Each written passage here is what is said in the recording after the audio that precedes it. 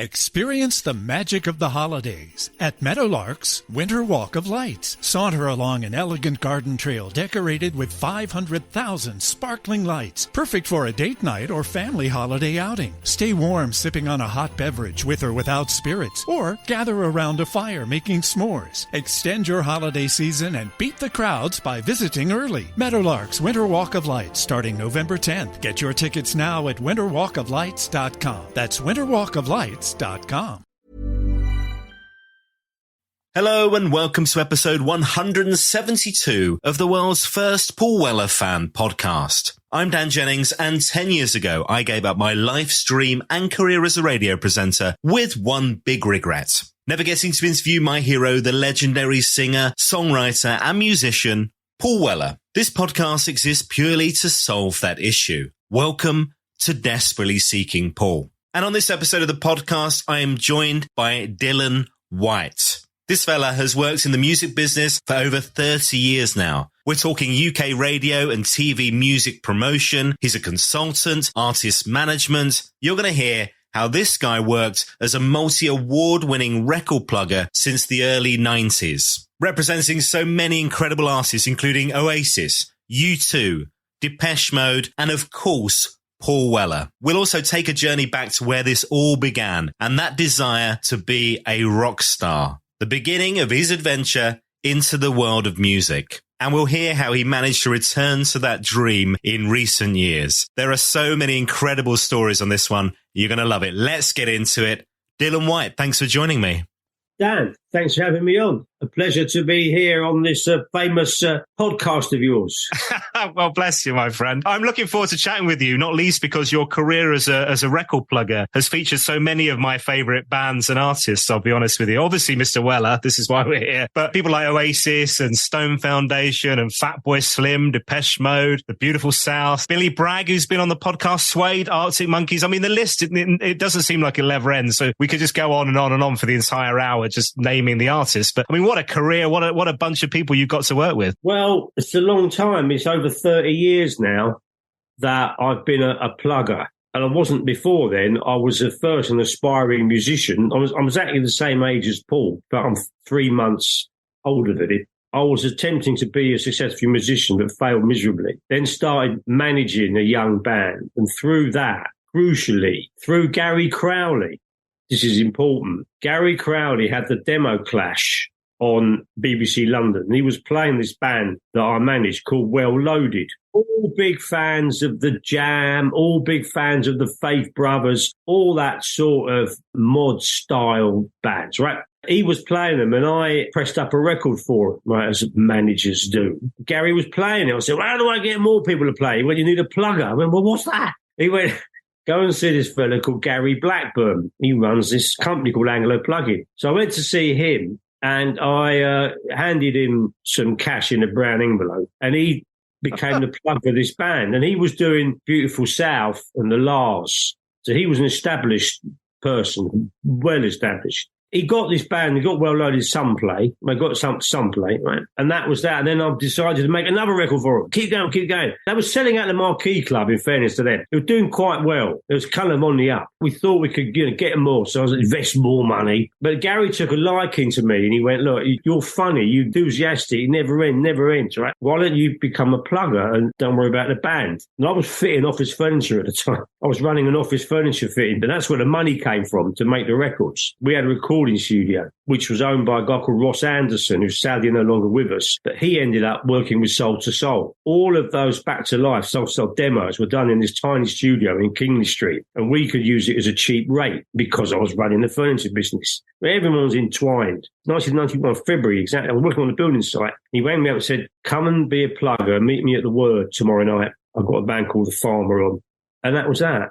And then I started being his radio oppo. I lived in Bayswater and I could get into the West End easily. So you had to go to Radio 1, long before computers. They put down a script of the show of what records were played. So you either heard it on the radio or you had to make a note of when the plays were. And I used to do all this. And then he introduced me, I got a mobile phone. I paid for it myself, but he introduced me to someone. So I was I was very early on the mobile phone technology, like mobile phone, right, play this, that, and so on. So that gradually all built up. Billy Bragg was a person that we did. I'm a massive fan of Billy Bragg, bonkers fan of him. It was great to work with him and the Beautiful South and so on and so on. And somehow we started doing stuff for Alan McGee Creation.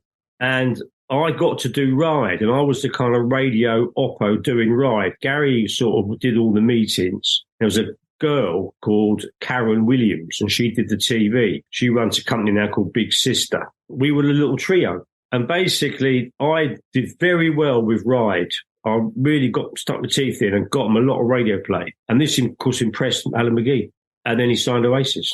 Now, look, we're going to dig into these stories of Anglo. You worked your way up the business to director and becoming Gary's partner in that company, right? Yeah, Gary's management thing grew because he managed Fatboy Slim. Now, no one really cared about Paul Norman for quite a while, Beats International and all that. No one really cared, right? So he was doing bits and pieces. And that, obviously, we got onto the second Fatboy Slim album. And it all went off. And I just carried on with the plug-in. I want to take you right back to the beginning. I want to take you back to your teens, because this love of music was always there from the start. You always loved music. You always loved live music. We're talking like Slade, Status Quo. You saw the Stones, Earl's Court. Oh, mate. Yeah, you've done your homework. I'll give you that. You've done your homework. Yeah. Now, look what I've got here. Look at this. Wild, Wild, Wild.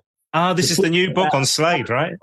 On Slade, right? And Steve Brooks is in it talking about Paul bought Slade alive and had that because we were all the same mate, and we all knew that Slade were a real band. They weren't part of the Chin and Chat. And much, all right, we all liked Sweet and Mud, those kind of hits, but you knew they were somehow manufactured because they all sort of sounded the same. Right, which was the Chin and Chapman songwriting skills, right? And we knew Slade were a real band. So I'm in this book loads, and Steve Brooks is in it, and he talks about this. Mick Tolbert is in it as well. We'll come to Mick in a bit. So basically, I first saw Slade at the Palladium, January of 1973, then saw all their other gigs in London. Upper Circle, and it was 60p. You know that, yeah. Here's a funny thing, you see, I've still got all my, as it's visual and not audio, for your benefit, I've still got all my ticket stubs, and I've got them all in little envelopes. That's wonderful. I've got a page on them, so I've got exactly how old I was and what I went to. And of course, they're now 50 years old. I love it. They're not just in a box all together. They're in little envelopes each. It gets worse than that. I, for some reason, decided that when I got home, I'd write on the back of the ticket who the support act was. And I did that on every ticket. And a couple of times I didn't have the ticket. It did win. So I'd cut one out and make one. I thought that was the gig, that was the date, and that's what it cost. So I still have a record of it. And I thought you might ask me this. This is important. This is 1977 now. So I'm 18. Well, I'm 18 and 19. I'm 19 in 77. Woohoo! And on the 17th of April, I was at the Roundhouse. The Stranglers, who I'd fallen in love with, were headlining. Cherry Vanilla was next, but first on was The Jam. And that was the first time, in fact, the only time I saw The Jam. Sunday afternoon at the Roundhouse was quite a major gig. There was loads of them. I mean, back in the days of long hair, you know, like UFO, Motorhead, Pink Fairies, what have you, right? And then, of course, the punk thing came along. I saw The Damned there, saw the Ramones at the Roundhouse, The Damned. It was the Captain Sensible 21st birthday. First Tina Stranglers in 76.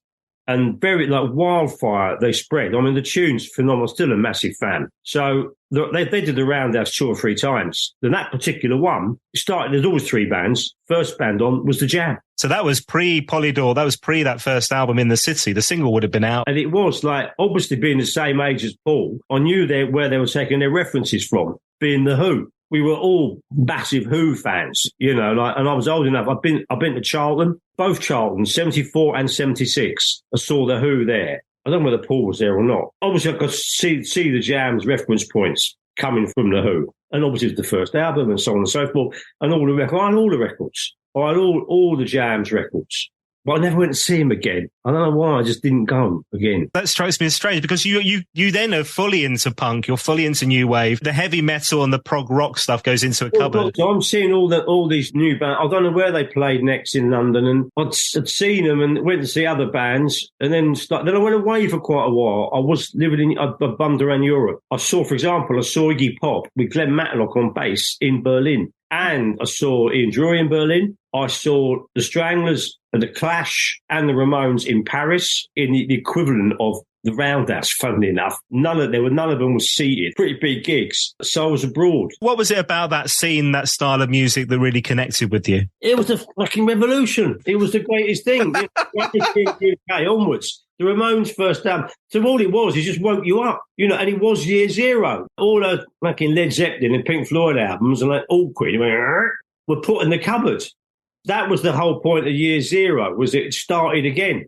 You just got into this, the hair went off and you got into all the new sound. And obviously it developed, went on that. In fairness to the Rolling Stones, they come up with Some Girls, Miss You, they managed to ride the wave. But bands like Slade, obviously, had to run to the hills.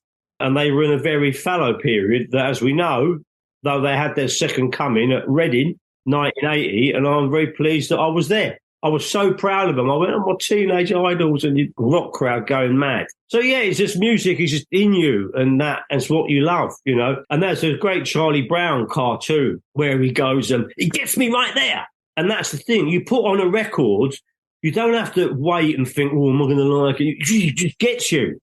It just gets you right there, whether you're listening to Eaton Rifles or A Town Called Malice or whatever. I really love Bitterest Pill. That was a great single. And that would be a woman could sing that really well. That could be a monster soul kind of smash record for somebody if they wanted to cover it. Bitterest Pill was a wonderful record. Wonderful. And this was before your plugging days. And I mentioned earlier on, the dream was to be a rock star, right? From 78, 80, I was writing songs, playing in bands. And in the early 80s, that's why I didn't go to the Jam again. I was playing myself. I was playing the Rock Garden and other such venues in various bands, which has all now come to fruition in the fact that I'm sure you're aware I've released my album. We're going to get to Unfinished Business. I'm looking forward to chatting about that. I didn't have much money, right, because I was basically living from hand to mouth, right? I was busking. I was a busker. And I was trying to survive and live. And so you didn't really go to big gigs. I was playing all the time, mainly in South London. But the Rock Garden was a great gig to get because U2 had played there and the Smiths had played there. Playing the Rock Garden, hustling that gig and getting that, I was like, yes, got it. So I was hustling to do all that.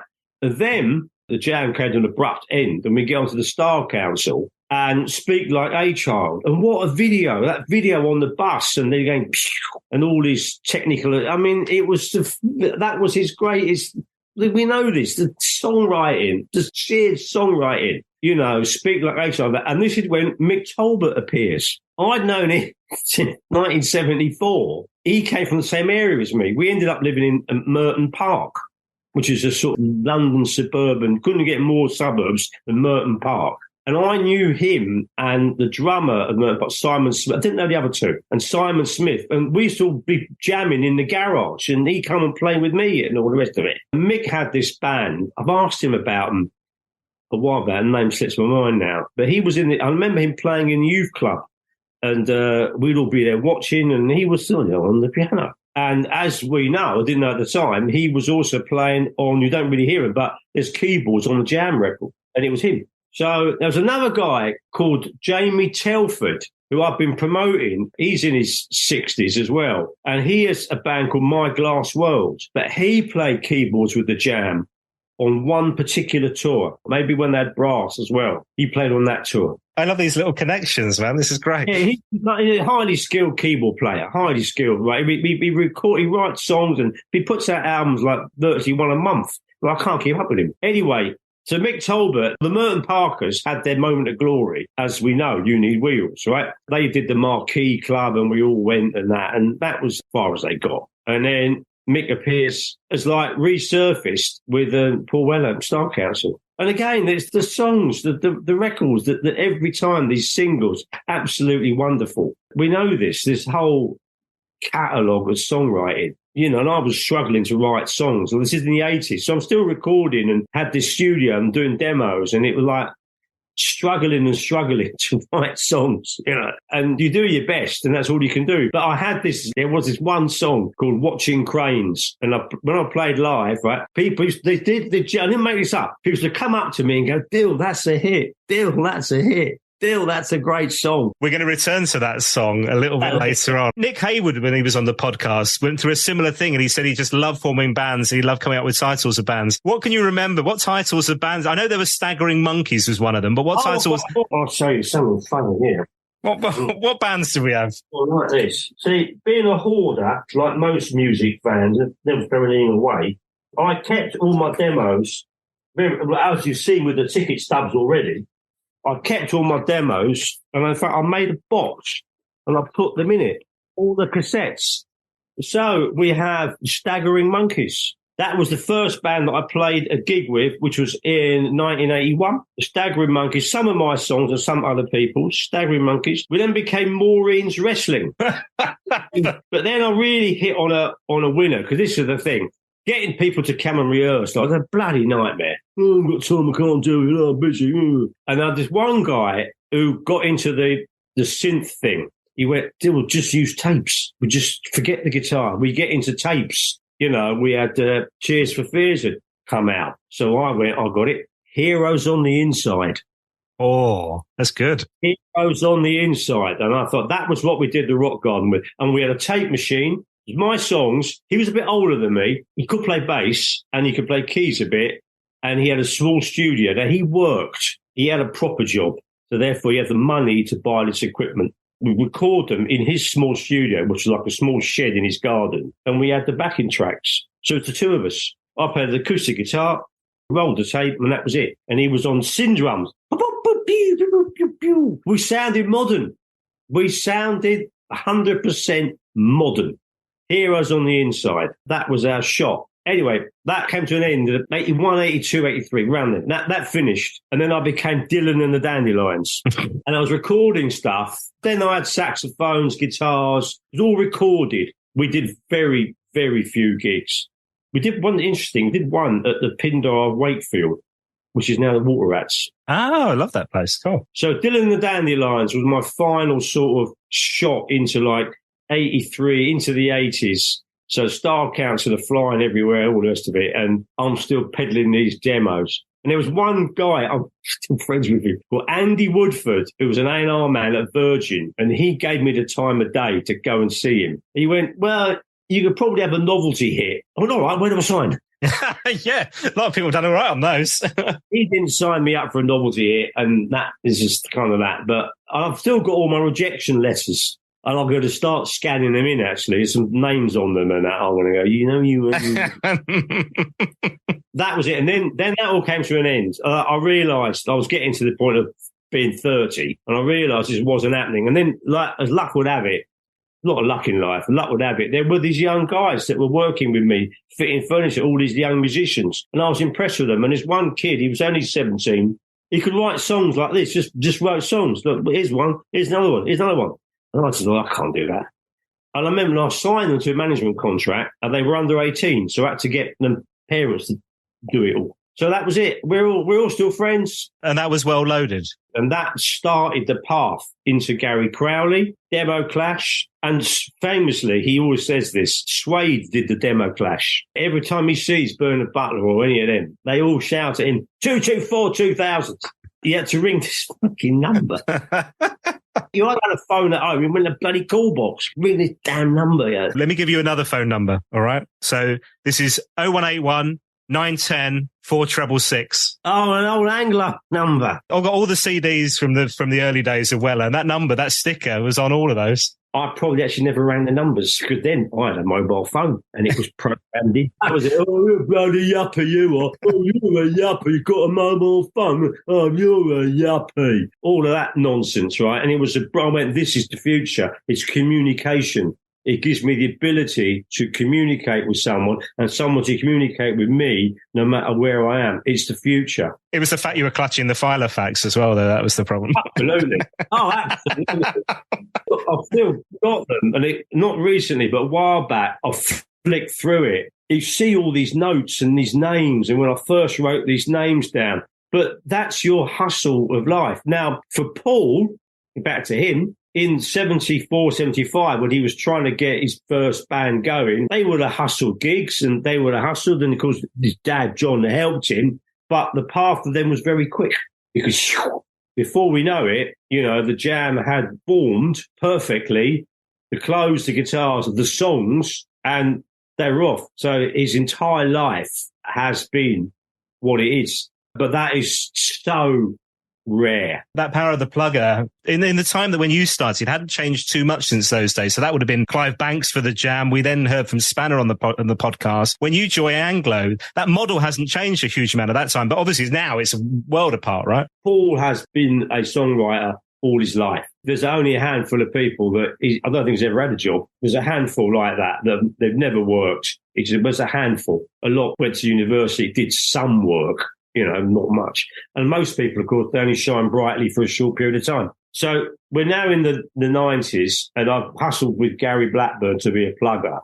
And we're doing well with Beautiful South, can't really do any wrong. Billy Bragg, getting him on the radio was never easy. Not everyone's cup of tea. Very Marmite, Billy Bragg. Steve Wright loved him, and some people liked him. He could turn up, and he obviously was great. In fact, that was often quite said. The only way to get Billy on the radio was to take him in. So someone did an interview with him. It was always great. Always great. He could entertain, and then he could play. So you want him on the radio, take him in. I think we had Suede. I was the junior then. Suede with his hot band. Gary had then went and hustled to be, we were going to be the pluggers of Suede. So again, I was the radio hand and Karen was the TV. So there was very much three of us, and there were endless meetings. It's not like none of this Zoom business. You had to turn up for a meeting at 10 in the morning somewhere in the West End and explain what was going to happen and plan it all and do all this. So if you're doing that, you can't be knocking on the doors of Radio 1 because there was an appointment system. It was rigid. The music industry is far more military than what you'd think. So Radio 1 was the mother for anything with a guitar, basically, and still is now, right? And Capital Radio was more pop. Right, Capital Radio, I was doing Gabrielle. So Capital Radio would play, Radio 1, in fairness, played Gabrielle as well, but Capital weren't going to be playing Suede. It wasn't going to happen. You had to do these appointments. So what happened? There were set times. So the BBC, they knew they were bombarded with people. So they kind of go, right, there's an appointment system. You ring up, and we'll give you an appointment. There are certain recognised people, Spanner being one, Scott Pearing, don't forget another one, Gary, and then with me as Anglo, some others. And the major labels had their own in-house teams. And then there were apparently a couple of random slots for some. If you were basically some random person, you could ring up and get a slot. But you had to know exactly what time to ring, exactly, and ring at exactly that time and get a slot. It'd be like trying to climb Mount Everest, but you haven't a clue what you're doing. It would be like if you know the way up Mount Everest, you have a Sherpa. The Sherpa gets you to the top of Mount Everest, right? Without that Sherpa, you're standing there going, well, I've got some sandwiches and I've got the boots on. Where do we go? So that is what it's like to get on the rest. So that's why you hired press agents and pluggers, because they knew what was going on and what to do. So we're up and running with this. We may have started on Oasis that point in 93. So we were kind of like buzzing. And poor old Spanner, who was doing the first Paul Weller album, which came out on Go Discs, he struggled a bit with Above the Clouds in particular. Oh yeah. So the first Paul Weller album was had quite a lukewarm reception. Now, in fairness to him, he was doing the Albert Hall because I went to see him there. And I did think the audience was quite old. It was the audience that had grown up with the Jam and the Style Council, still going to go and see Paul Weller at the Albert Hall. And Spanner struggled to get those records onto Radio 1, right? And they basically, Go Disc then turned around and went, well, look, there's these two characters upstairs here and this girl carrying them flying with all these acts. Why don't you give them a go? So Spanner wasn't very happy about it, was told, look, thanks, but no thanks. So then what happens, and you'll know the exact release date, but in early 93, I had Sunflower, which was the first single from Wildwood. Obviously heard the album. I thought, but I remember since that Gary had a meeting with Paul. He said, what did I tell him? I says, it's not going to be walk in the park. This could be quite difficult. This could be difficult. His perception of him isn't going to be great on Radio 1. So I said, well, we'll get going. So I had Sunflower and I took that in, and this producer, I remember it crystal clear, called Sarita Jagpal. I played her Sunflower, And she went, "That's fantastic. That is amazing." I went, "Oh, great. You like it. Fantastic." Because you couldn't just bang in there and go, "Oh, this is the best thing you ever heard. This is genius," you know. You had to be all subtle and nice and, "Hi, I hope you like it." And you had to be really polite, right? Well, he wouldn't have you back, right? So that was great. And she literally ran out the door and started telling people, "This is brilliant. This is brilliant. This is brilliant." I thought, wow, this could be all right. And then there was another person called Lucy Armitage. So these two young ladies in their 20s were these producers of shows. And Lucy was nuts about Paul anyway. And she used to, you had to pester to get on the playlist and that. And I can't remember now whether Sunflower went on the playlist or not. I can't remember. People were starting to get computers, some sort of computer. And she could put on someone's computer screen, Paul Weller. So she put on, "Please playlist Paul Weller." So Lucy Armitage, Sharita Jagpal, crucial young adopters of the new Paul Weller. Yeah, then on we went, you know. I can't remember exactly what level we got. And then Wildwood came out, and that must have gone on a play. I can't believe that didn't go on a play. Can't remember what level we got to with it. So we were kind of like on the move now. Or there was Hung Up and Out of the Sinking. We did those. And then, never mind, when we got to Stanley Road, obviously things are moving along even more. Can't remember what sessions Paul did. Remember one distinctly. We did a session for Jackie Brambles. I think it was in Newcastle. And he played, it was either Woodcutter's Son or Walk on Gilded Splinters. He played that live at lunchtime. Absolutely phenomenal. Bloody hell, this is dynamite, you know. By this point, I'm pretty sure we were on the playlists all the time now. And we must have been getting to the A-list level.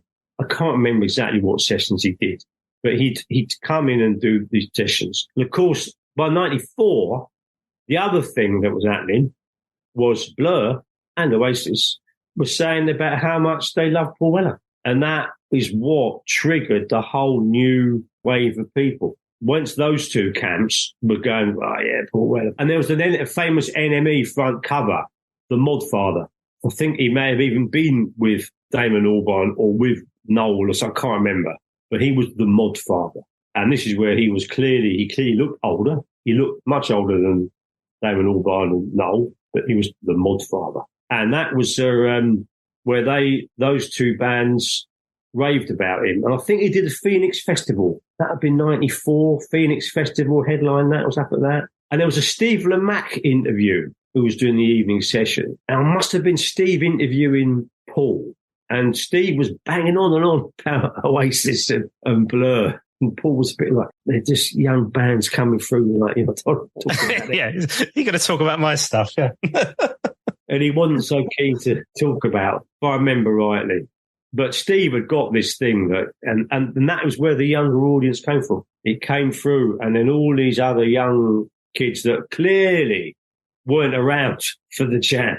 They weren't even around the Style Council, right? Yeah, they weren't around. Right? They're like, "Oh, what's all this?" You know. Well, that's me you're describing. I discovered Paul through Aha, Oh Yeah.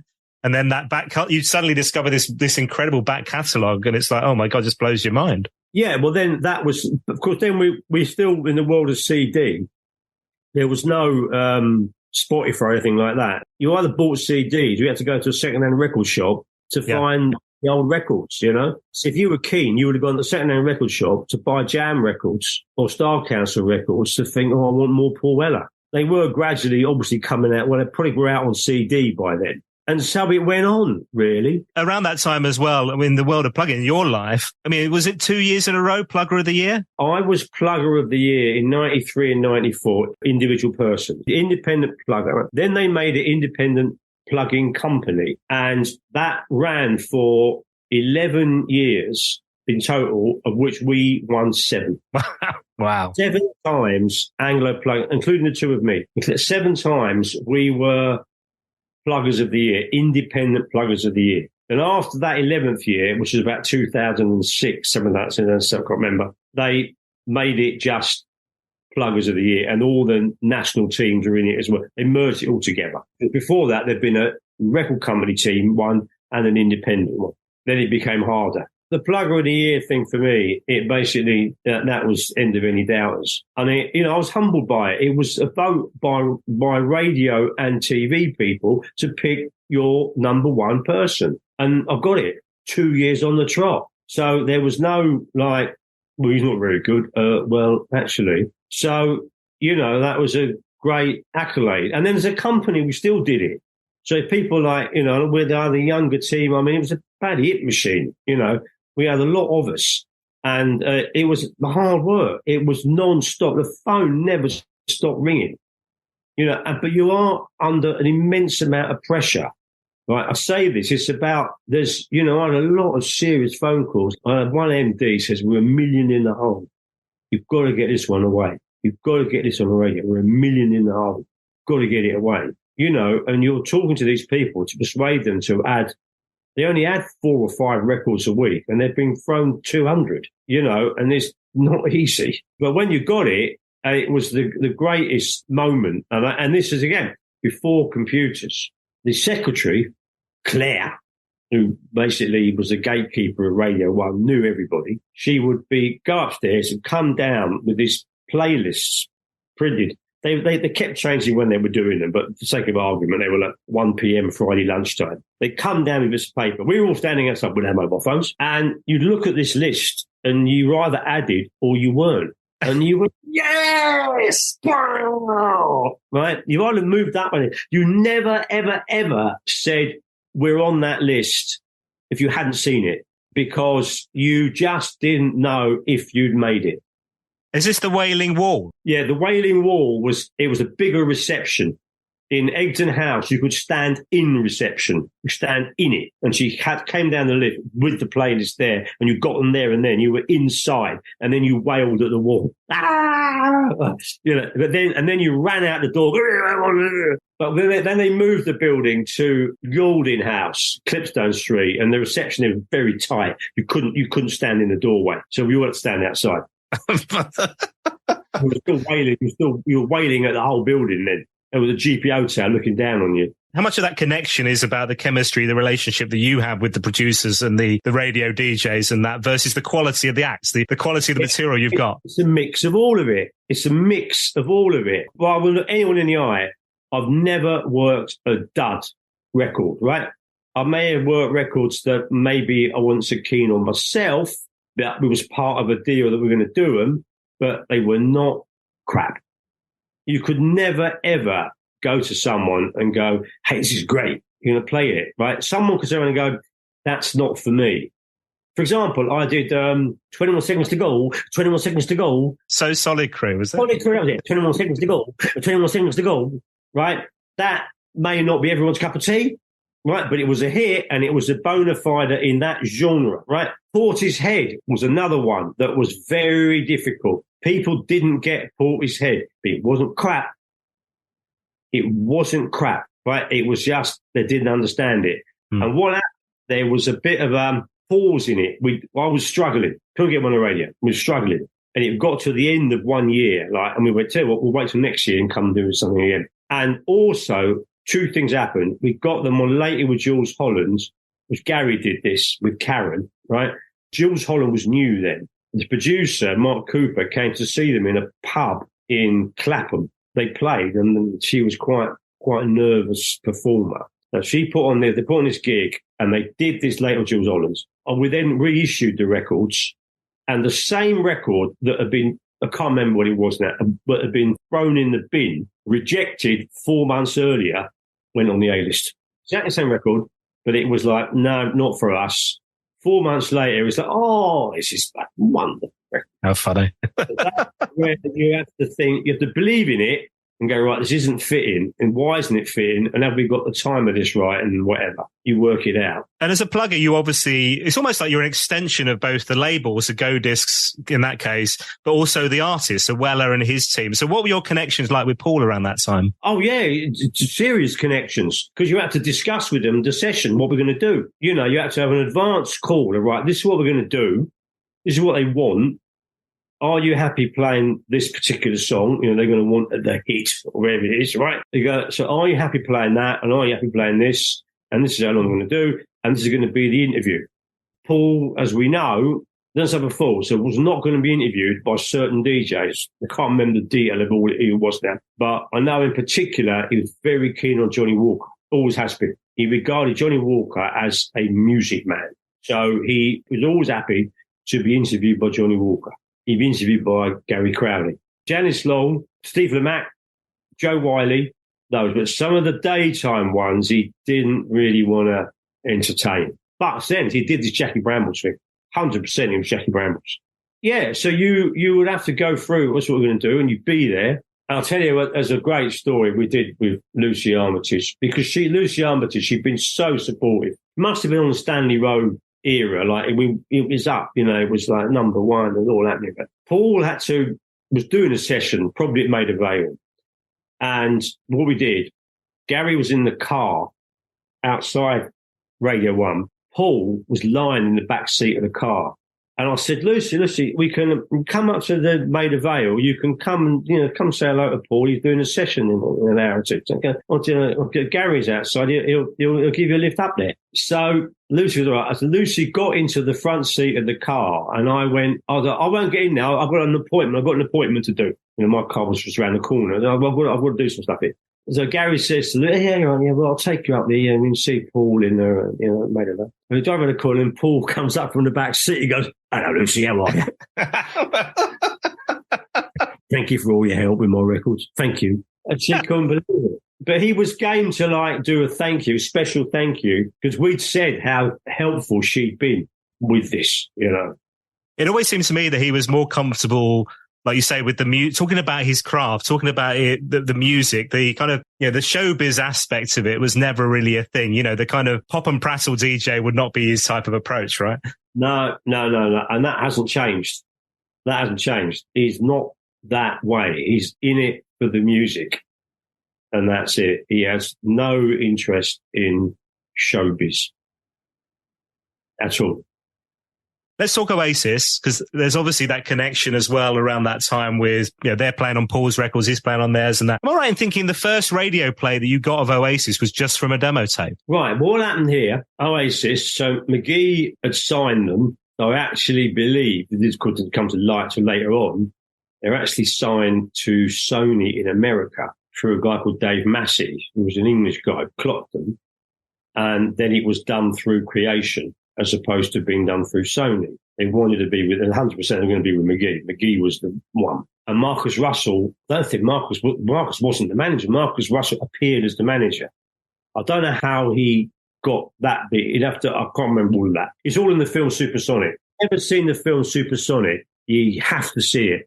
I did a lot of work on that. I'm not interviewed on it because, interestingly, the film hardly has any what is known as backroom people. Film is either Noel and Liam or Paul, the other brother. There's hardly any Marcus in it, hardly any Alan McGee.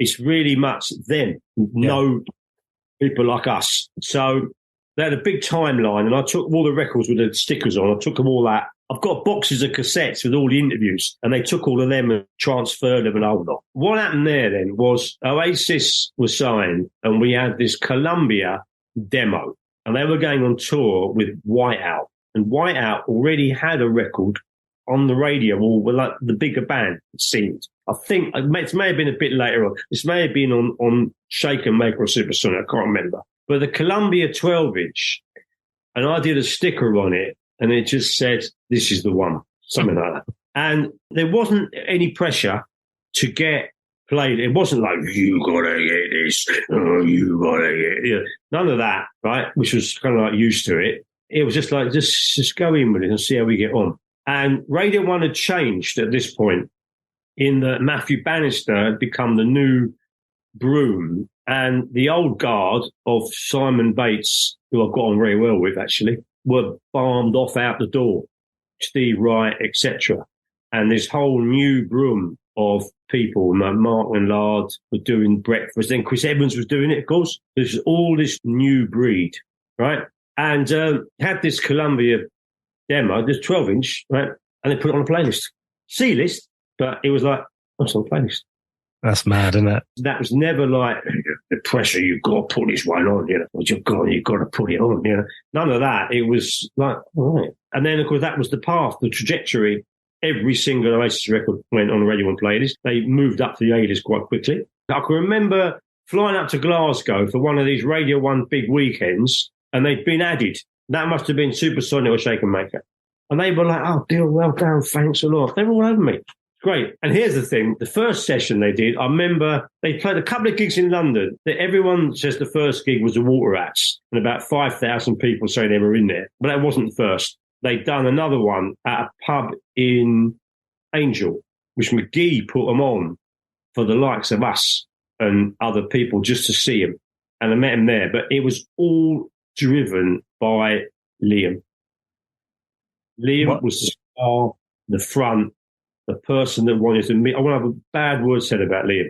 I was very quiet, very quiet. And they had a session. I got him a session, probably an evening session. Went to Maida Vale. I said, all right, boys, well, it's good to see you now because soon you'll be flying around the world.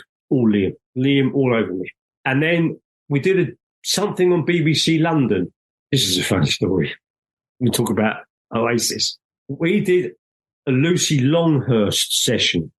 And Lucy Longhurst was another broadcaster on there, right? And I think Paul Weller had done a session with her. She was a known, people come in, and they were in there, Noel and Liam. And you went, well, your brother's in, didn't you? Well, you'd only if you had a sister. And Liam went, well, she could clean the drums. But Lucy was like, face red, rage, right? And I didn't sort of find that amusing at all. We did this session and we left. Right, I had a BMW car. All pluggers had BMWs, right? It was a status symbol of like mobile phone BMW, right? And they were staying at the Columbia. I can't remember Noel was there, Marcus, I can't remember all that bit. But Liam came out. I said, I'll give Lifty, I'll tell you if you want. He went, oh, you BMW, man. Wait, you got a BMW. I'm getting out. Yeah, I'm getting in your car, man. Right, and Liam was all excited to get in the BMW for me to drive him 2 miles down the road. And I said, well, I'm sure you'll have your own BMW quite soon. Then, of course, it did all explode, as it were, by the time we got to the What's the Story. And I remember he was at Finsbury Park. And I think he was playing. I think he was turned up in the backstage area. And he had to have security. He had this big white Parker on. Right? He looked like a Christmas decoration. And there was this massive fuss around him. And I just smiled at him and went, there you go. It's happened. The star, right? He had this whole coat and everything. And he was great. And earlier, there'd been a Reading festival where they were signed, but they didn't have enough passes to get everybody. They weren't playing. Oh, Bill, we need passes. I can't get me mate in. I can't get me mate in. And all that. And I had to sort out passes and put on stickers and, come on, get you all in, I'll get you all in. And somehow we got him and all his mates from Manchester, got them all in, He was the driver. It was only subsequently when they had a few arguments, not in front of me, but where and there on ferries and what have you. And then it became to light that Noel was the songwriter and Noel was really running things here now. When we talk about Oasis, it would be remiss of me not to talk about August 1995, Oasis versus Blur, when they release a single on the same day. We've got as far as saturated Radio 1. They've done Earl's Court already. Nebworth, I'd negotiated the BBC deal with that it could be broadcast worldwide. So it was broadcast worldwide. That was all of that. But up before then, it was on, I can never remember the records. What were the two records? So Oasis was Roll With It, Blur was Country House. Thing about age, right? You just forget things. I can't remember what that was. So Roll With It, Country House, right? They were earlier in that. Yeah. So there'd been this kerfuffle, this mishmash, ended up on the same day. At that point, Capital Radio hadn't played either band. But in fairness to Neil Fox and his producer, Russ Evans, who now runs Heart, but Neil Fox got it and he wanted to support the band, right? And he would play Oasis in the evening. Virtually had to ask permission. But Capital Radio was run like a very tight ship by a guy called Richard Park. Run very tight ship. It was a 24-hour pop station. None of this evening session, never mind John Peter. None of that. It was a 24-hour this is our sound, right? He had to ask permission virtually, and his producer would go, we're going to play Oasis, right? And Neil Fox was crucial, very helpful. And then in the end, we were getting this playlist. Now, by this point, we had fax machines. So a playlist could be faxed through. So we'd send faxes. Would you please play listings? Will you please play them? No emails. It's faxes. Capital Radio playlists would be faxed out at a particular time of day. I think Radio 1 is still collected. Capital playlists were a lot smaller. One piece of paper. It would be faxed out at a particular time. And it came through as alphabetical. And I was never fax machine watching it. And it came through and Blur was added. So no. And I had to wait for this piece of paper to slowly come through, right? And we got to like, LMN, Oasis. It was on, like, ah! And it was like, just, I clearly remember, like, looking at this piece of paper, sweating, waiting for, like, to get to O. And Oasis went on Capitol. And then the floodgate opened of the mainstream. They were no longer a cool band. Like the mainstream, they were everywhere, absolutely everywhere. So once they'd broken Capitol, all the commercial network fell into place. That evolution of radio is really interesting, right? So you talk about Evans on Radio 1. At that point, TFI Friday is huge, takes over Top of the Pops, and we're all watching that and consuming that. And we've talked a lot about Radio 1, but we should talk about Radio 2 because there is this journey where that becomes a huge radio station for so many artists, including Paul as he gets older as well. But it ends up becoming the biggest radio station in Europe. And I would guess a key focus for you as a plugger then. Radio 2 was a sleeping giant. No pluggers really ventured in there. So, of course, I had the Beautiful South and Gabrielle. I went in there and very polite. It was always like, would you like an afternoon tea? Would you like a cucumber and ham sandwich? I don't suppose you could send me a shilling, could you? I need half a crown it. It really felt like you were going back in time. They were playing all this stuff and you had these various DJs, and I managed to get those softer records onto Radio 2. But that was still a long way off anything from Paul Weller or anything like that, long way off. That came much later on. A lady called Leslie Douglas, she became the controller and she revolutionized Radio 2 by about 2001. That's when she was after, because she actually took me to lunch and said, I've started doing U2. Dylan, Radio 2 and U2 were made to be together. I was like, oh, because I've been made very clear from Paul McGuinness, you keep us on Radio 1. You keep us young. And that was a big moment. I had to quietly put Leslie Douglas down with this U2 are going to be all on Radio 2 idea and keep them on Radio 1. Luck would have it, it's quite a lot in life. I had Beautiful Day, which was a great single. Had this U2 single come in, it was all agreed this is going to be it. I've met the band, met them, right? And I rang up the head of music Radio 1, Alex Donnelly was his name. I said, I've got the new U2 single, right? Would you like to hear it? Well, I suppose I'll have to. I mean, some of us do feel that way, to be fair, but, you know. In a car, up to Radio 1, over the Westway, up to Radio 1. You come in then, put it on, and Beautiful Day comes out. And this is where a plugger knows you've got 30 seconds. Don't bore us, get to the chorus. Impatient listening. These whole appointments, like your slot, you've got 10 minutes, maybe 10, 15 minutes. You've got 2 or 3 tunes that are priorities, another couple, and there's someone staring in the door going, you haven't finished, you can hurry up. My turn, right? Heaps of pressure. You've got to get through in 30 seconds. So Beautiful Day starts, he's sort of, actually, it's pretty good, actually. It's pretty good. It's actually pretty good. Well, you see you can get to play it then. Right, so that was like the classic case of the head of music going, all right, well, I'm boss, right? It's not down to me to go, this is going on. You get support. You go round, and if enough people come back going, we've got a playlist, which is what happened with Paul Weller, whereas Sarita and Lucy going, Paul Weller, right? I need to now do it with you too. Luck would have it. Simon Mayo and Joe Wiley were both still on the station and massive fans. And I had both of them come up to me and go, I want a session. I want it. I want a session. I want a session. I want a session, right? And I had to sit the pair of them down and go, look, they're not going to do 2 sessions, are they? No, I suppose not. So you're going to have to do this together. You're going to have to do it together and make it big, but big and special.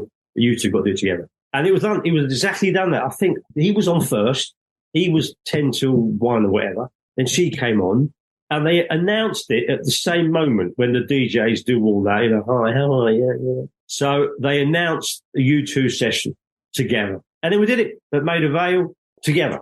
But that sealed it that I had 2 major daytime DJs on side. Bang, we're playing Beautiful Day. Bang, we got a session on the playlist. So that then was that. And that sealed us for 3 albums. Can't remember when Radio 2 came on board. I can't remember if they played It's a Beautiful Day. I can't remember whether they played This Is Vertigo or not. They may have playlisted some of the softer ones that came after it. As it went on, I think it's this long period from 2001, 2004. We did stuff for every radio station. We did stuff for everyone. We took them into Capital Radio. They did. Chris Evans by now is on Virgin Radio. We went to Virgin Radio. They worked hard. We did something for Radio 2. We did that. We did this. We did that. And I famously got back on top of the Pops and CD UK. That was a big thing. Got them to do what was considered kids' TV. Back to Weller, it was an interesting as a Weller fan where, if you think about me growing up, discovering Weller, and then you're going through that journey, and I love radio. It's all I ever wanted to do was be a radio presenter. I consume radio all the time, and suddenly you had that switch where I'm listening to him, and he did like a live gig on Radio 1, and then the next album, it's Radio 2, and you're like, oh fuck, I'm getting older. Yeah, he did. It would have been that. I didn't do when he went to Virgin. He went to V2, and I didn't do that. So I did Heavy Soul, Modern Classic, Heliocentric, and think I did Illumination. Yeah, because he'd have been on Independiente back with Andy McDonald at that point, right? Yeah, the one that I didn't do, Studio 150. That was when John Weller was great. John and Kenny were fantastic. Like, no other artist had the management like John and Kenny. Like, this is what's happening. This is the deal. Did you get roped into the card school? Yeah. That's a funny story. John and Kenny were like, you didn't mess with them, and this is what they wanted, this is what they needed, this is what got to be. I didn't get into the budget side of it, but whatever was needed for a video, to do a session, there was obviously musicians, roadies, equipment had to be got somewhere, whatever it cost. Yeah. Right, so that was that. And arranged to do a regional radio tour with Paul. But that would have been after Stanley Road. So maybe on Heavy Soul or something. There was time to broaden this out, as it were. Let's do a regional radio tour. We met at Heathrow at 8 a.m, and we were going to fly. My regional radio guy, he'd gone ahead. He was already up there in Glasgow or something. And I was coming up with Kenny, John and Paul. And we're going to fly up, meet him, and then we'd all go in. The equipment was all coming from somewhere all around. He was going to do a session for big Glasgow radio station session. And there were winners. There were people who won to be at this. He'd agreed to do it. I'll play and they'll be there. Fine. It's a bit windy, right? John goes, I'm getting in a bloody plane. A bloody car door nearly just blew off. No way I'm getting in a plane. We're not going by plane. Get us some trains. Metal company marketing guy, there's a problem. We're not flying. We need trains. Whatever flights were cancelled. And we had to sort out train tickets. Then there was a problem of to fly to Glasgow takes 1 hour or something. We now had to get this train ride. So we had to get to King's Cross. It was all done on the phone. What train times, King's Cross. We had to sort out these train times to get there. And it was a bit of a rush. So we got on the train, Gatwick Express, got out of Paddington, and there wasn't a taxi in sight. Everyone's huge. It's like everyone, taxi. I said, we have to get the underground then. And I was going underground with Paul Weller at 9 a.m, right? The tube train was packed. So we somehow had to buy tickets, buy tickets. No Oyster cards then. Nothing like that. Buy a ticket then. And we're on the tube train. And Paul's quiet, right? But people suddenly sort of clocked him. And it very polite. A couple of people got up and went, "Excuse me, I'm sorry, I can't believe you're on this tube train." Love you, walk off. Signing bits of newspaper and things for like people on this tube train. And we got to King's Cross, and then first class, of course. Got on the train. Paul says, "I'm having a kid." So I think he'd been out the night before. We sat in there. So I'm on the sleep. So he went to go to sleep, and then it really was like 10 in the morning. And Kenny would go, "Right, deal, we're going to play cards or nothing. And we get some red wine, please." And of course, I couldn't suddenly go, "Oh, no, I'll just have a cup of tea." It's all right. I had to go in for a penny, in for the pound, right? And started playing cards. 3-card Bragg, I think it was. Started playing cards and drinking red wine all the way to Glasgow. So, Paul didn't drink. We got there, and then we had a bus where a coach was taking us down the rest of it. We had time. We somehow got there. We had time to get to the hotel. Paul got the coach. He was happy. He had a record box. He had his singles box. He had a box of his singles, and he had a record player he took with him. He had his favourite records boxes. He was focused on what he was going to do. I said to my guy, Simon, I said, "Well, a bit of drink here. I've had to go along with the flow. So you do all the chat." And then it kind of went all right, and we carried on, and we went on this bus, and we stayed in hotels. That was Paul Weller. We're going to a service station. You need the toilet. People will go, "Paul Weller." And they come up and we sign everything. The thing about the card games is you can't claim that back on expenses, can you? I think actually I got bailed out. I did, because I kind of told what happened. And the record company guy was really relieved that I'd actually sorted out the train fare and got them there and got all in. We didn't miss the train, and I'd sorted it all out, and it wasn't my fault that we weren't going to fly. And this is what happened. And I think they took pity on me.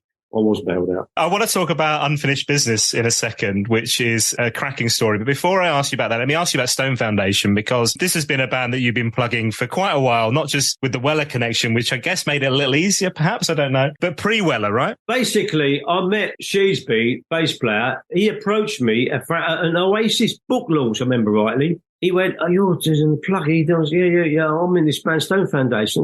We're trying to get somewhere. So this was probably 10 years ago now. But I went to see him. He had a gig at 100 Club, maybe. I played Bush Hall, and I got involved with them. They were on some little label. Started plugging them. They were great, So we went on, but it never been easy. Craig Charles was an early supporter, but it never got a playlist. And then Paul Weller produced them, and that catapulted them to some extent.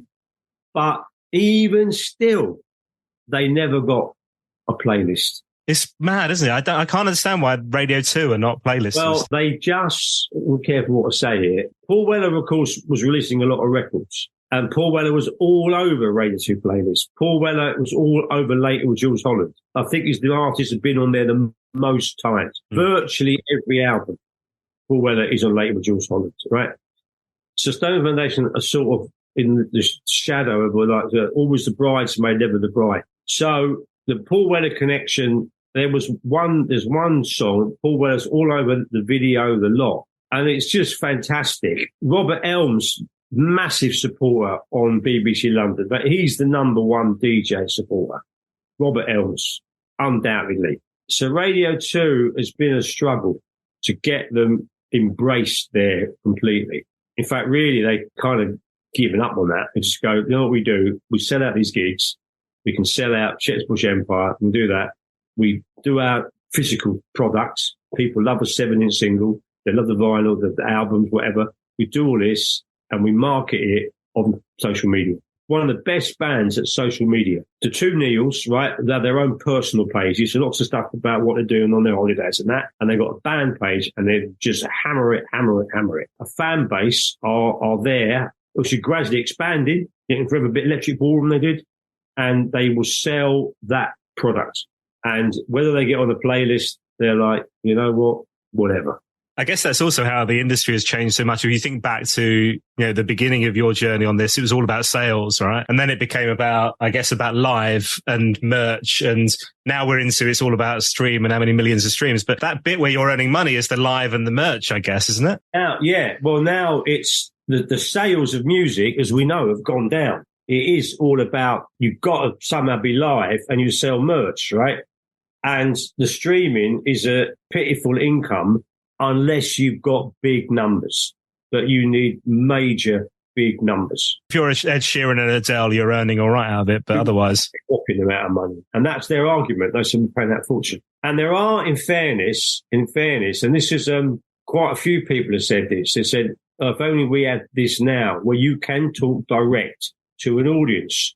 You know, you don't have to worry about the music press. You don't have to worry about radio. You just go here. You know, there were some artists came out of MySpace. Arctic Monkeys were that, weren't they? And they were the first ones to work with them. And they had that 6-track demos that spread, the MP3. Those 6 demos spread. And those tracks spread and spread and spread. They were getting pretty big. And in fact, the album release had to be brought forward. That was 2004. I got a phone call from Lawrence Bell. Because would you like to do the Arctic Monkeys? And I first saw them in Brighton, Comedia it was called. And very quickly, but that was the MP3. And it spread like wildfire. So then we had it all set up to come out in the late end of January. It was brought forward, like to stop bootlegs and stop them, to just get it out. And then obviously that now goes on. It is still, yeah, you want to be on the radio. You know, don't get me wrong. You want to be on, you know, sort of Rolling Stones are very happy. You know, Angry is on every playlist, on the A list as well, not on the C list, not on Radio 1. But they've got their own mission. You know, the Rolling Stones social media machine is just a machine of endless clips of this, that, and the other, from the past, from now, from Hackney Empire, whatever. So bang, bang, bang, bang, bang, bang, bang. And they're doing merchandise. One of the most absolutely most brilliant executed releases promotion ever. And I've worked on some big releases, right? Oasis and U2, etc. Right? And what the Stones have done with the Hackney Diamonds is phenomenal. You're taking over the tube station and all that as well, isn't it? Every trick. But, you know, the genie comes out of the bottle, then is genie any good? It actually is. That's the thing. The track, the second track as well, The Sweet Sound of Heaven, is fantastic. So they have delivered. Now, let me fast forward to 2020. So we're in COVID, we're in lockdown, and you return to the rock star dream. Well, this is what happened, right? So I'm an older plugger now, right? I do a lot of old punks. I do a lot of people who like to be called old. But I do people like The Members, This Is the Sound of the Suburbs. I do Midger, and I did a documentary with the Blitz Club. I do the T-Rex catalogue. I do Gary Crowley's box sets. There's still pressure. But it's not super hard pressure. But there is, I'll tell you now, there is still pressure. Like, you've got to get us on 6 Music. You've got to get this. So you're hired. There's still pressure to get results, right? So I'm in an older market. So I've grown, like the DJs, gracefully grown older. Us pluggers are grown older as well, right? I've been doing the Doctors of Madness. Richard Strange, he's got a story and a half. He's fantastic. And TV Smith, the adverts, they put these records out, Don't Panic England, and it's a different world. Doctor of Madness never really happened. They were somewhere like there were elements of Roxy Music about them, and punk killed them off. And Richard Strange has got a great story when he let the Sex Pistols supported them. And when they were off, Steve Jones went in the dressing room and nicked all their money. Richard Strange saw the Sex Pistols and realised, he went, that's it. He realised that his band had it.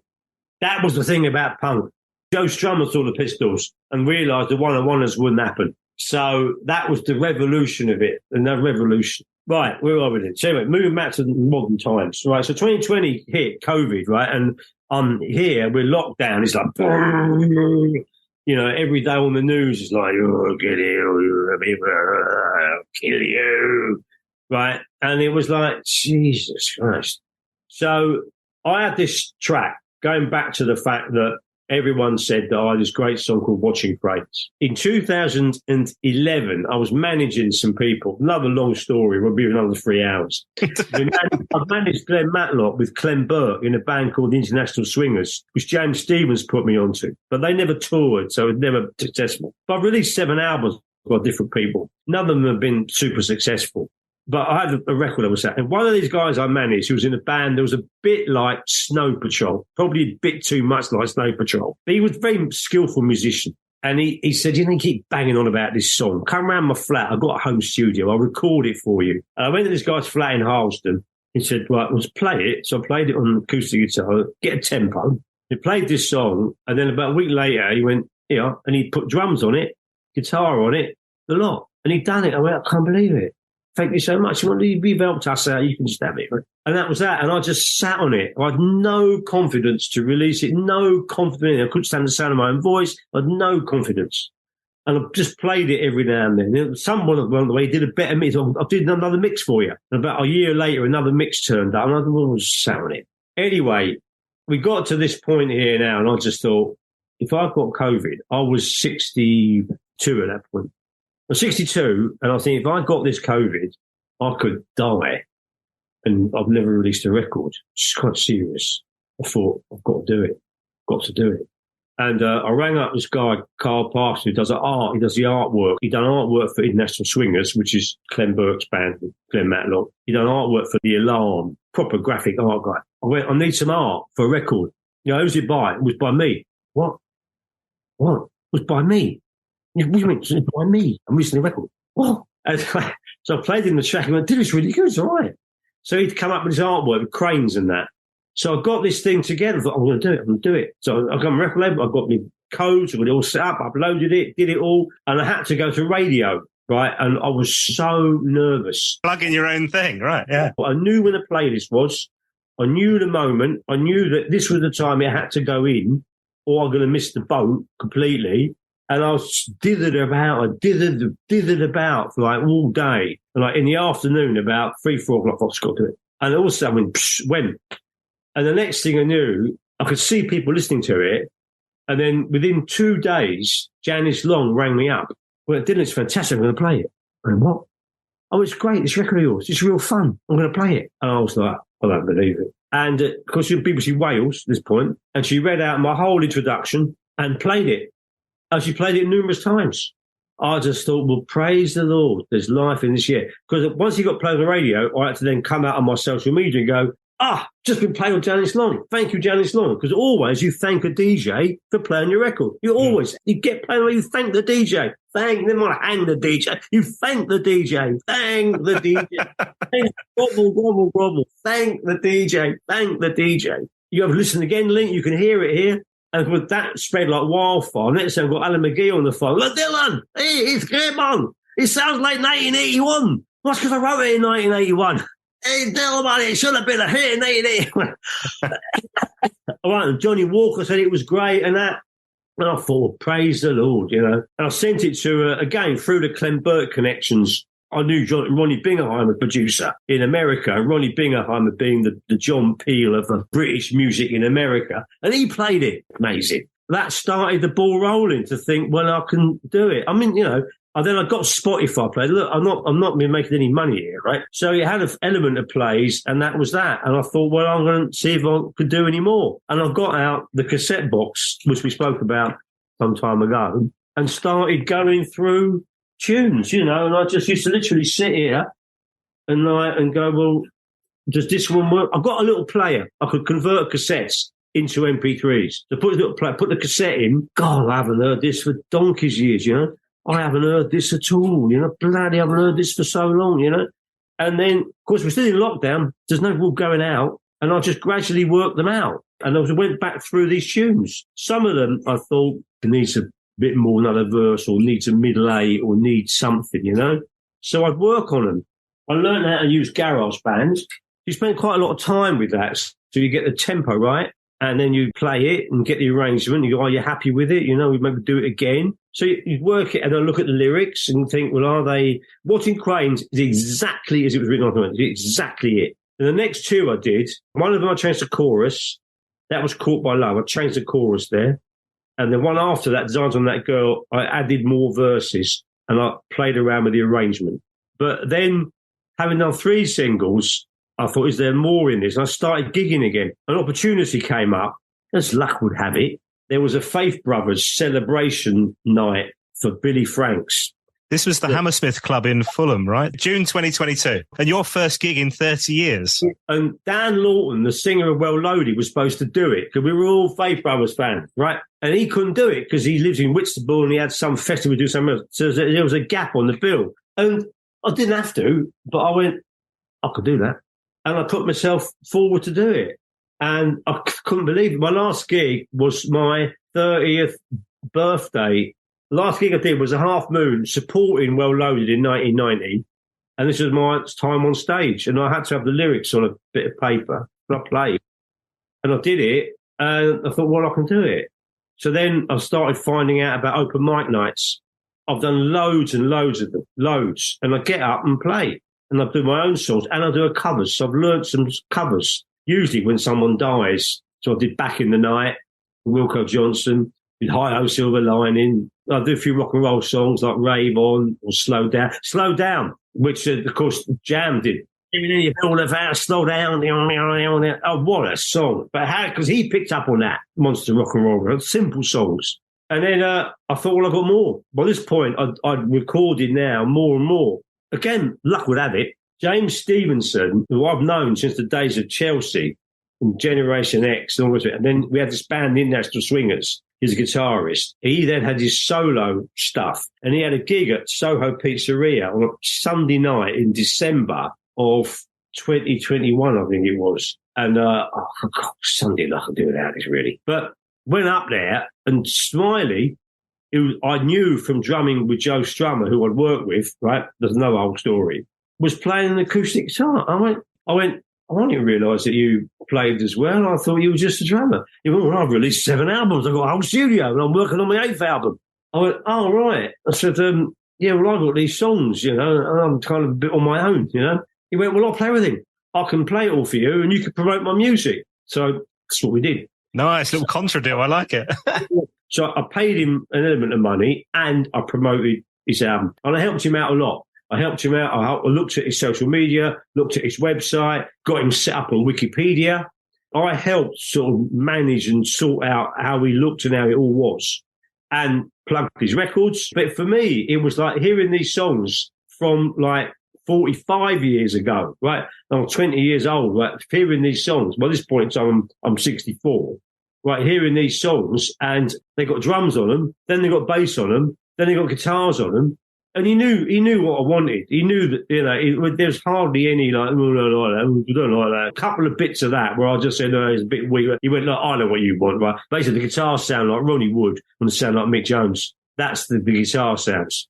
And that was it, and then we mixed it. I went there to mix it with him, but he just set it all up and there's a few little bits. That was in February, and I planned it all to release it now. So the official release date was September. The digital release date was earlier. I went to radio with tracks. I've had some support. I've got someone who helps me with Spotify. I'm getting some traction there. And I've got a press agent. The press agent does Soul Foundation. I work with him a lot. A guy called Chris Hewlett. He does Status Quo, does Steve Harley, our age group of stuff, right? And when I did the singles, he said, don't do press on the singles. You do an album, we can talk. So lo and behold, it's come good because I paid him and he did me a mate's rate. And he has got me loads of press. I'm in this magazine. My name's on the cover. I saw that the other day. 8th Day with Selector on the front, right? Yes, but it's just landed. I've got a Who Are You in Viva La Rock. Wow, cool. The dream's coming true, man. The rock star thing's happening. And an album. Now, the Who Are You, I wrote it, right? Well, they sent me the questions and I wrote it. But there's an album review and the album review's fantastic. Amazing. Well done you, man, because that takes a lot of bottle, doesn't it, to come out of your comfort zone to do that at this time, Well done, Dylan. I'm going to put all these details in the show notes. I put the album there. It's called Unfinished Business. It's out right now. 13 songs, 12 of them from those original cassettes. There's also a wicked cover of the Sister Sledge song Lost in Music, which sounds more like The Fall than it does Sister Sledge, to be fair, but that's the idea, right? That's the idea, because this is the story of that, because I plugged The Fall. Now, Marky Smith, wow, God bless him. He could be hard work, though. Oh, my. Marky Smith was a bit of a wild one. He could be tricky. Listen to The Fall doing Lost in Music. It's on Infotainment, right? But lyrically, it's all over the place. Right? Marky Smith barely sings any of the words, right? And I just thought it could be so much better if it was like that music, like Rocky, but sing the proper lyrics. And that's all I've done. It's a terrific listen, honestly. You can tell there's your influences from that time still bearing fruit now, whether it's Iggy Pop, the Stooges, whether it's Lou Reed, that kind of ethos, I thought, in it, right? I can't sing. So it's deadpan. I'm getting a little bit better, more confident. But I've a limited vocal range, put it that way. 2 questions before you go. You're allowed one Paul Weller song for the rest of your life, Dylan. It can be the Jam, the Style Council, or solo. What would you go with? Oh, don't do that to me. You can't do that. You can't do that to me. One song. So we spoke about Bitterest Pill. You know what? That really meant a lot to me. It's a great song. One Paul Weller song. Obviously, you could have, Broken Stones and that. Broken Stones is brilliant, And more recently, he had that one, No More Tears. That's a great shoot. See, every single album, every time, that is his ability. He can have these great songs, Peacock Suit and that, the Floorboards one. Floorboards Up, yeah. Every time there's these great songs, But going back, never mind, Town Called Malice and all of that, I'm going to go Bitterest Pill. Final question. So the purpose of this podcast, Dylan, is for me to get the interview with Paul Weller that I never managed during my radio career. If only I'd got in touch with you as a plugger, that would have been lovely. You could have made that happen easily. What were you on then? I was on Orchard FM, the dizzy heights of Orchard FM in Somerset. I was on, I spent quite a lot of time with the BBC in Bristol and Somerset, and then I was on Mercury in Crawley. BBC in Bristol, that could have maybe worked. Oh man, now you're telling me. The regional plug-in thing, but when we did this regional tour around that is when it could have happened. Oh man, that would have been 97, 98 when I was there as well. Damn it. That would have taken, someone from the station you to go in touch with. I had a regional team. There still are regional pluggers, right? That sort out interviews around the country. There still are, right? Very active. So I had a regional team. And they dealt with what was happening. There was a girl called Julie. I'm sure she did Paul Weller in the end. Julie Barnes. She lives in Glasgow. She is the region. She runs Radioactive now, who look after Paul, yeah. Yeah. Well, that's the whole point. They're in the regions, right?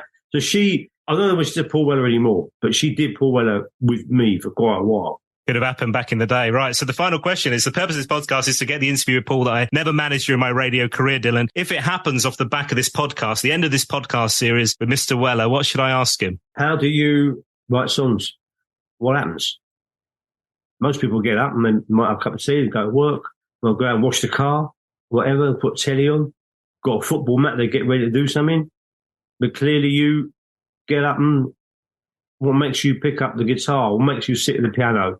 And what? So what makes you pick up the notepad and what makes you write songs? I love that.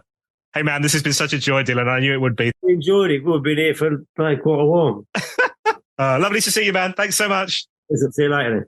My thanks once again to Dylan White for joining me on the podcast. If you want to find out more details about Unfinished Business, then head to my website, paulwellerfanpodcast.com, and the show notes for this very episode. Whilst you're there, you can dive into my store, get yourself some official podcast merchandise, all online, paulwellerfanpodcast.com. You can even buy yourself a virtual coffee, doing exactly that over the past week or so. Hello to Peter E. Thank you to you for your virtual coffee. Hello to Matt and Mari Walsh, hope I pronounced that right, and kids and dog and cat, who said, love the Dr. Robert podcast. I said on Twitter I owed you a coffee, so here you go, Dan. Enjoy. Well, bless you. Hello to Martin Bonholm. Hi, Mike C. Hello to Simon Carslidge. Thank you to you for your virtual coffee. Hello, Martin Glover. Hello to Andy Cliff, who says, there you go, Dan. Been meaning to buy you a coffee for a while now. Thoroughly enjoyable series, and your love and passion for Mr. Weller always shines through.